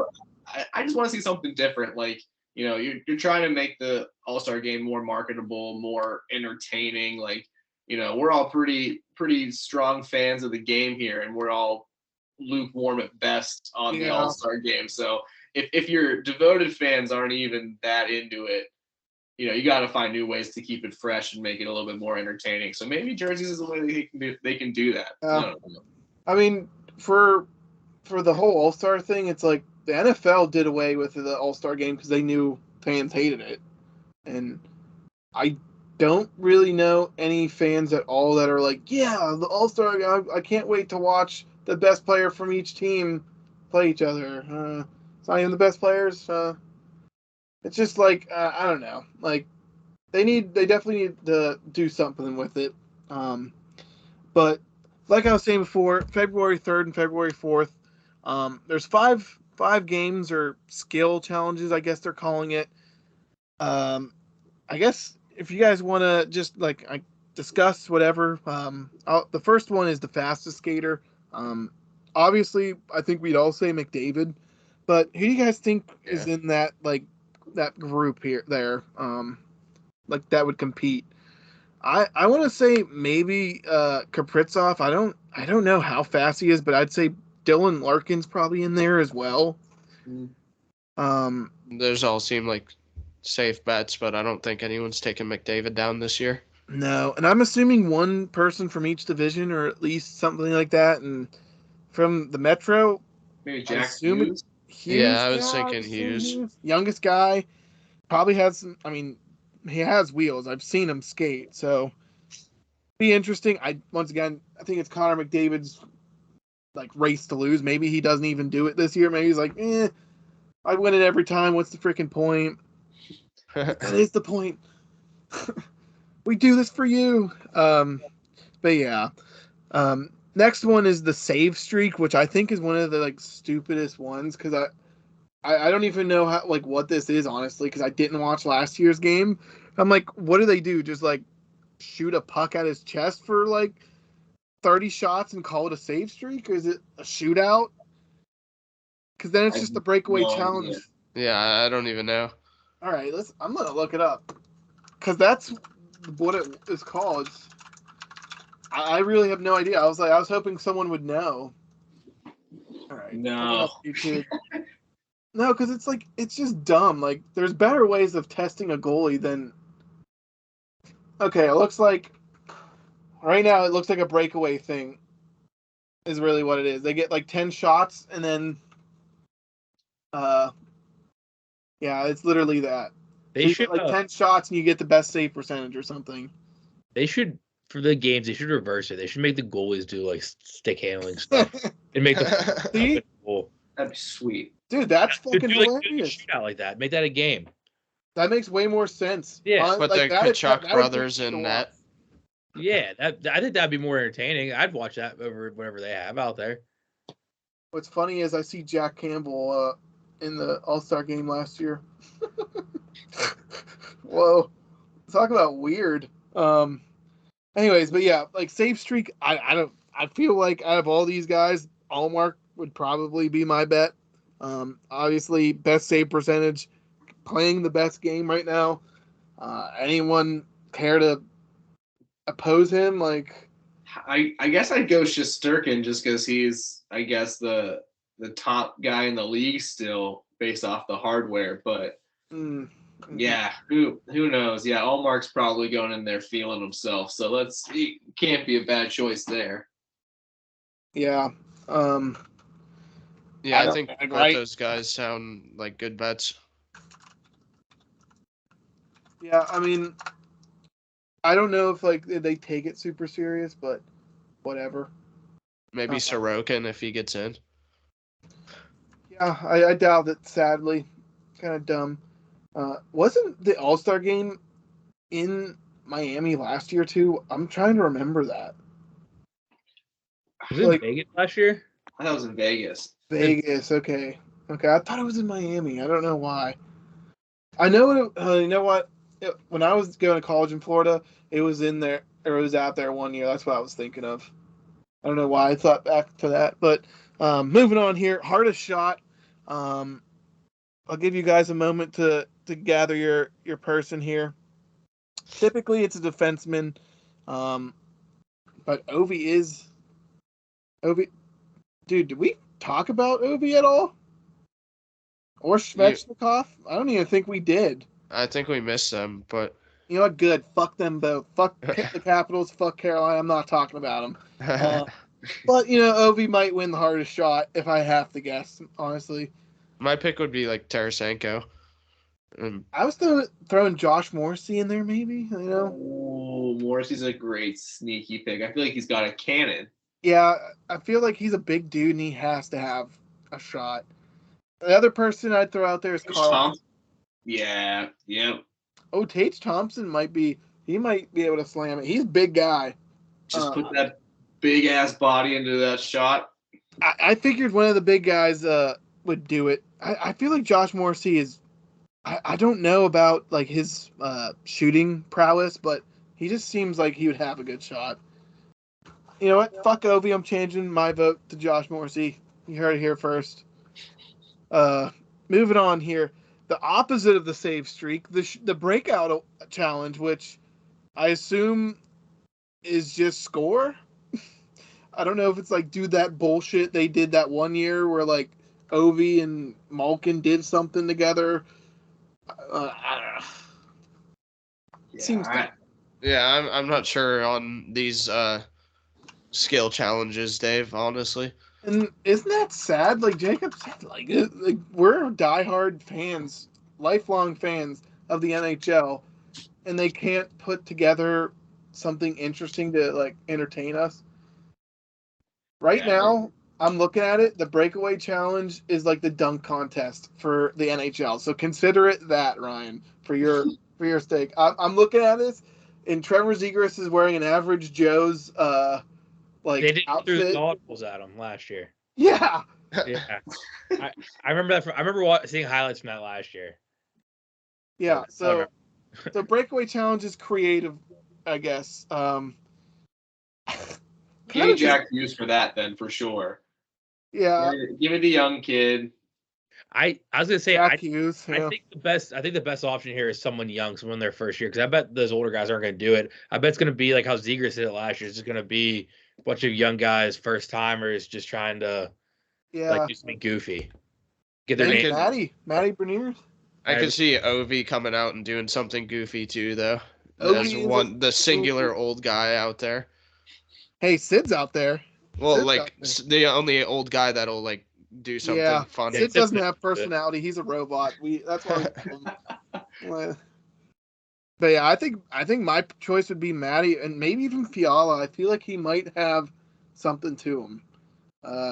If it's in Florida, I'd have to throw to Chuck in there too. So he is the, I guess, reigning player from Florida. And it wasn't that a thing at one All-Star game or something. They like purposely picked more people from like, I think it was like St. Louis or something. I don't really remember. But that's just sad. It's like all the All-Star games are such dumb shit. Really, like beating dead horse here. Last category here is the accuracy challenge, which I did watch that one. It's hit a target in the net. I think Tage Thompson would be my choice, honestly. And I know that might be maybe an oversell on him, but I feel like he's gonna try. I feel like it's like one of those things that we were saying. Like the first time you're in the All-Star game, you're gonna give a little bit more effort than the dude that's just like, okay, like I'm just here because I don't want to get suspended a game or whatever, So yeah, I could see this one being more of the old heads. I could Sid and Ovechkin going out there, going head to head against it. Like where the young guys are doing all the dumb shit on the breakaway stuff. The old guys are like, all right, I'm just gonna stand here and just hit these targets real quick and do my due diligence and go back to the bench. Yeah, I feel you. I like that take, Ryan. Last but not least, though, is the game. I mean, on paper, I said Atlantic, but I kind of just wanted to start at the Atlantic because it was at the top of my paper. I might say the Metro is the best, based off of like, man, maybe not. That's tough. They both have anchors on their roster, which I like Kevin Hayes and Suzuki, but maybe Atlantic is actually my pick. I think Suzuki might actually try. He seems like he would. I think I'm going Atlantic. Like honestly, I think that's a good bet with Kucherov, Marner, Tage Thompson, and the Kachucks, and Olmark, who's only lost one game. Like hell, he's gonna win like 3 in this tournament. Yeah, I think they count, right? Or 2, however many they play. Yeah, they play. They'll play one other division and then play the championship, basically. I'm assuming they don't really announce all the details for stuff. You probably hear my dogs freaking out right now. Good. We're a dog-friendly podcast. Yeah, we are. I bet that's Kai coming home from, what is that, dance? Probably. But that's the gist of it for the All-Star game, really. I think I'll take the Metro on that, just because Sid and Ovi are going to team up and wreak havoc. Yeah, I want to go with the Metro too, but I feel like the Atlantic, they're just going to try harder, and that's going to be our downfall. Ovi and Sid are not going to skate 200 feet for that puck, but the young guys on the other teams will, yeah. All right, well, this game doesn't even count. And, like, I know Sid's a competitor, but come on. Don't get injured. Don't do anything stupid. That's all I hope for. But, yeah, that is the gist of the All-Stars. overall, I feel like I'm actually going to watch this one more so than I have in other years, just based off of you know general interest here in the pod. Talking gives me something to like. Oh yeah, I said this. Did this happen? But other than that, I don't Yeah, really have a I'll horse. watch Sid do anything. So Mhm. I do want to see him set up some other guys. Like it's always fun watching these guys who are rivals for 3, 4, 5 matchups a season in the regular season play on the same team for a little bit. So Yeah. I love to see that, or watching like some Kadri and I don't know, like McDavid Yeah. Edmonton Battle of Alberta line going or something like that. It's cool to see that stuff. So I'll tune in and see. But yeah, as we've talked about so many times in this, like they gotta just figure out something better. The pod is very bearish here on the All-Star game. Yeah, Not surprised. Not surprised at all. I I'm think probably gonna tune in, but not watch the skills competition stuff. exactly. It's like I'll watch maybe like the Metro play a couple games if they even play two, because the Metro won it last year. We're the champs. But uh, it's tough for me. For one, it's like I don't even like. I think it's a weekend, the third and fourth. It's like, do I really want to like sit down and watch the NHL All Star game? So the third is a Friday, so not watching the skill stuff for sure. I'm gonna be rather doing something else than watching that on a Friday. And Saturday, it's like, okay, maybe I'll turn it on. Maybe I'm recovering or I'll just doing probably something. I'll probably watch the skills competitions on like a highlight super highlight reel or something like that. Just like who wins is interesting. Like that's Yep. cool and all, but relatively meaningless. It won't get you into the Hall of Fame, that's for sure. To just segue here to the Pens, I have basically one note from last week. I'm gonna try to keep it like more like less of like rigid how I was doing it before, more kind of a flowy thing. Um, Mike Sullivan kind of called out the team during practice. Oh, they just scored. Fuck, 5-4. But he called out the team, calling them lethargic. I don't know if you guys know DK Sports, but I listened to some of his stuff. He usually has an interesting take. Been getting sick of him relatively recently just because I feel like he says some of the same stuff. But they dropped an interview where Mike Sullivan was kind of like just talking, and this was, I think, when before they beat Arizona and probably after they lost to Vegas. Um, he seemed pretty candid.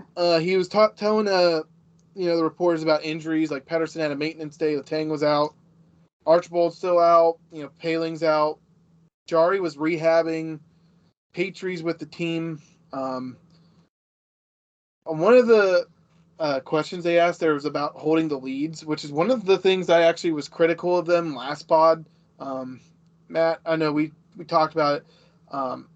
What so a reporter asked him, and what he said is, I'm quoting him here: details, habits, defending hard, executing when the opportunities are there. He believes that momentum needs to be leveraged more, and they need to simplify their game during the opponent's momentum swings. Just to stay more in the moment, kind of thing. And well, there usually is like kind of like with hockey, they kind of like whitewash the details of stuff. They don't really give very much.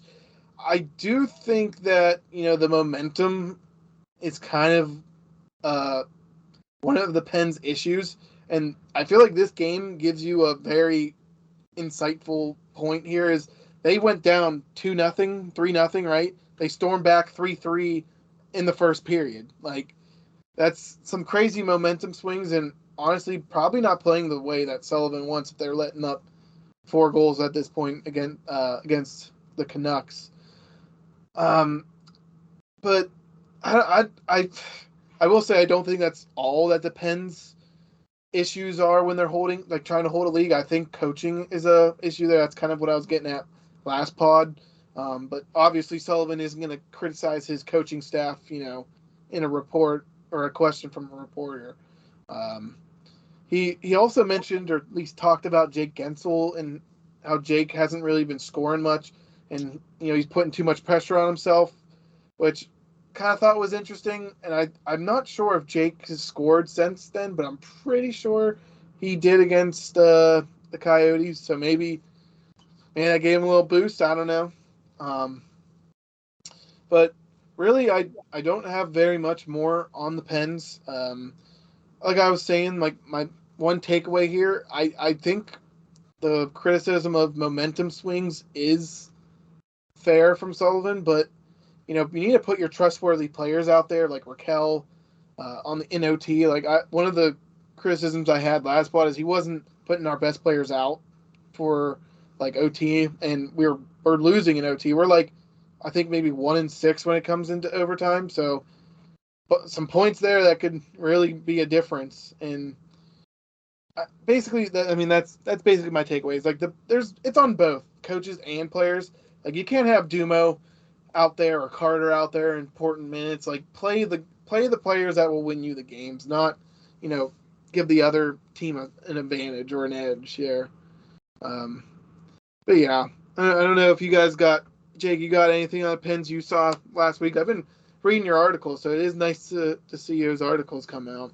Oh, thanks, man. Yeah, I agree with a lot. I think it's hard to tell. I think the thing that I keep seeing, and I think I'm just looking for it now with every game, is they need some sort of third line center, or they need something. And I feel like every game, like these momentum swings, like a way that they can neutralize it is by having more productive and players that Sullivan can actually trust in the defensive zone and to chip in offensively, so you don't burn out your top two lines. Because they're not the issue, as we keep seeing. Like Gensel he was scoreless for a little bit, but he had 2 goals against Arizona. He had 2 assists in the game prior, so he looks like he's breaking out of that slump. They're doing all right. Raquel has a goal tonight. Malkin, I think, has 3 or 4 points. He has 4 points tonight. So top 6 is doing their thing, and then you look and you see you're getting nothing from this third line, which again Sullivan made some changes for this game, and he put O'Connor on the third line, but they don't score. They don't do enough defensively to make it worthwhile. So I feel like for me, yeah, Sullivan is frustrating this season where we're not getting the best players out in those late game situations. But I also feel like he's sending a pretty clear message that like, this is who I have to work with. So unless there's better players out here, I can't play Crosby and Malkin 30 minutes every night and start them in every single important face-off situation. So they need help, and that's what I keep seeing, and that's what I hope more than anything they bring in someone for their bottom 6 to help give them a boost for this playoff run. Yeah, that's a very good point. Actually, is you don't want to burn out those players or subject them to maybe some sort of like abuse. Like they're on the ice, they're best player, they'll get targeted, and you don't want to lose them for playoffs. That's more important than a regular season game, but you got to get there at least. Yeah. I do like Drew O'Connor though. I think he's a good player. Add some energy, like get a young guy in. Besides, I think Paling's still hurt, but it's like I can't really think of like a forward in the system that I would want even on the roster. So it's like, what are we moving here? What's happening? Like we got to move something out. And everyone's like, oh, trade Dumo, trade Jeff Carter. It's like, hey, like other teams realize that they're not doing well too. It's like, it's not trade all of my bad players for your good players. It's much more complicated than that. And like, I really can't. I remember Hollander playing a couple games. Puckin, right? Or I think he was a draft pick. He's currently. I was going to mention that Poland's in the player assistance program right now, so he's not playing any games. So I feel like of any of those guys that the Penguins have in Wilkes-Barre, he's probably the most NHL ready at this point. There's other guys. I don't know if anyone saw that tweet or the highlight from Alex Nylander's game-winning goal the other night against Hershey, where he kind of like made a dangle move and like split He's if they want to get a guy in here who can probably come in and score and has like NHL stick handling abilities, I feel like Alex Nylander is absolutely a guy who probably can score more than Danton Heinen is right now, but he's not giving you anything defensively. And Sullivan's just not gonna. He won't play a guy for more than 5-6 minutes a night if he doesn't trust him in those defensive zone face-off situations. And Alex Nylander, I love him. I've written about him a lot. He's not one of those guys that fits in the Sullivan's mold for the third or fourth line. So it's like, I don't know where he fits in that NHL club. And then besides that, it's just, Hollander, I think, is probably next after that. He's actually having a super impressive year. He's scoring at a much higher clip in the AHL this year. But still, again, he's more defensively inclined, but does Sullivan trust him? He doesn't have a lot of experience with him. So, I don't think there's an AHL answer. As much as I would like there to be, that Sullivan would trust on that third or fourth line, they'd have to look outside of the organization. And I feel like to any real Pens fan, that's not a surprise that we don't have stuff for the future. Like, I'm completely on board of let's win now. Like, we're gonna suck 5 years from now, but hey, let's do it now. Let's try, right? Like, why the fuck not? Yeah, I think this would be the year. Like, I don't think you're, unless you're in the Connor Bedard sweepstakes for this upcoming draft, I don't think there's any real reason to hang on to the first round pick if you're the Penguins. You can probably get someone who can help you win this year. And why did you extend Malkin and Letang if you weren't trying to win a cup this year? Mm-hmm. I don't exactly. think there's any other reason. You got any trade targets? Ooh, a million. I really do think, as I mentioned earlier, I think Max Domi is like the perfect guy that kind of fits into, like, he's not a huge splash player. Hextall won't. I'd be shocked if Hextall goes out and makes a move for a big time player or, someone who would come in and play top 6 minutes. But I do think he's very willing to make a trade for a guy like Max Domi, or another guy in Chicago is Andreas Athanasiou. I just feel like they have something that the third and fourth line lacks, and it's just like respected scoring ability. There's just no one who's imposing on any of those lines who can put the puck in the net, and they don't, they won't cost too much to get. So, I think looking at guys who are expiring contracts and things like that, I don't think Hextall's going to be in the market for anything too crazy. Yeah, and like you said, it's like we extended these guys. What the expectation is there? Like, I almost disliked waiting until like game 60 and that's when the deadline is and making the trade then. I almost feel like I'd rather like, hey, like figure this team out while you can, make the trade. Like, we're not in a bad position. You can lose a couple of games here. Like, we literally just lost 6 in a row, so maybe that's not the case so much, but like it didn't put us out of playoff position and like I don't know, like tweak the team, like obviously we're not as good as Toronto. We're not as good as who else? The Boston Bruins. Like, we've lost twice to the Bruins by 1 goal. It sounds like to me, depth scoring could be a factor in beating them, like beating one of the best teams in the league, the best team in the league. Lost how many games to Carolina this year? I mean, all 3. Yeah, so I think I do think we need to make a change. I'd rather it sooner than later, but it seems that the NHL doesn't really work that way, to be honest. Yeah. I don't think there's a perfect fit. I don't think there's like one guy out there who, both fits the Penguins' needs and is available at a price that, works simply, like with the cap constraints and all that stuff. They're going to have to get creative. And I don't want to shit on Hextall, but he's not very creative. Like that, he's pretty, like, I don't think he knows I don't think he has much desire to be an outside of the box thinker. I think he just, he likes certain players. He makes it very clear who he likes, and he brings in players that are not too high risk, and by the same stroke, they're not sometimes high reward either. But that's why I just mentioned guys like a Domi or an Athanasiou. Just, they're proven commodities, but they're not, you don't have to pay maybe a first round pick to get them because it's not a 30 goal scorer. It's funny how contrast to that is to like his playing career. of being like the hothead guy, just slash you or fight. And it's like, this guy doesn't like taking risks. That's kind of weird. Yeah, I hope he proves me wrong, because I mean, again, this team, if you can go on a 7-game losing streak and a 6-game losing streak in the first 40 games and still be in the playoff hunt, you might be a team that can surprise, So I don't know. We keep saying it, but just get them a little bit of help and let this team go on a run. See if they have it. Yeah, I definitely agree there. And really, like, I feel like that might, Matt, if you got anything, that might be a good point to head out here. My dogs are freaking out. Yeah, I don't have anything really. I got the Pens talk out of the way along the way. Yeah, that's fair. My last note of like hockey news here. Guess we can end with this. Canada won that World Juniors tournament, bronze to the U.S. So at least we got on the podium.